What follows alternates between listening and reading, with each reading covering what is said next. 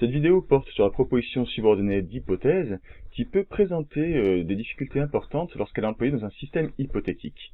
La difficulté que vous allez rencontrer majeure sera un problème de concordance des temps. Quel temps est-ce qu'on emploie?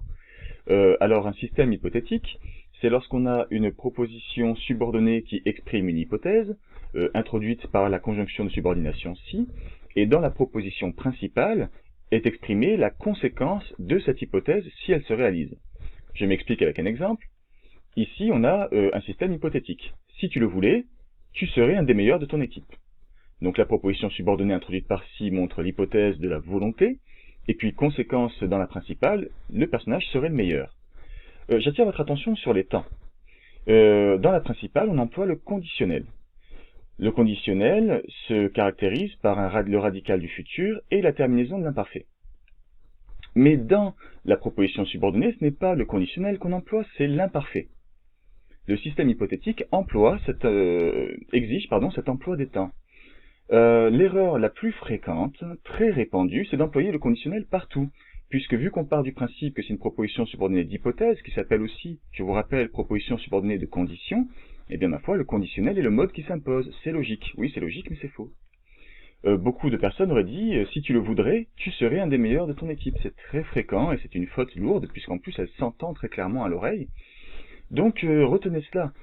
Après si, on ne met jamais le conditionnel. Alors je sais que vous détestez être infantilisé, mais il y a ce petit moyen mnémotechnique. Les poissons si n'aiment pas les ré.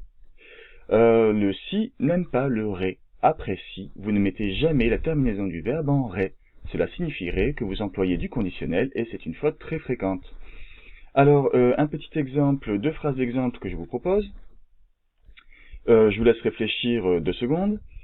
Si je, le verbe pouvoir, je ferai le tour du monde. Alors si on doit conjuguer en respectant la concordance des temps, cela donne, non pas si je pourrais, je ferai le tour du monde, mais si je pouvais. Encore une fois, l'erreur est très répandue. Si je pourrais, je suis sûr que plusieurs d'entre vous l'auraient utilisé sans être attentifs. Phrase suivante, si elle, le verbe savoir ce que tu veux, elle te le donnerait. Je vous laisse réfléchir 2 secondes, appliquer ce qu'on a vu, et ma foi, cela donne, si elle savait ce que tu veux, on emploie l'imparfait dans la proposition subordonnée, elle te le donnerait. Donc vous voyez qu'il faut être attentif, c'est une faute extrêmement fréquente et qu'on appréciera beaucoup de ne pas rencontrer dans un système hypothétique quand on corrige vos copies à l'écrit ou qu'on vous écoute. Et je le finis en donnant la parole à Petit Gibus dans le roman La guerre des boutons, avec cette fameuse réplique. Ah ben, si j'aurais su, j'aurais pas venu. Si j'aurais su, j'aurais pas venu.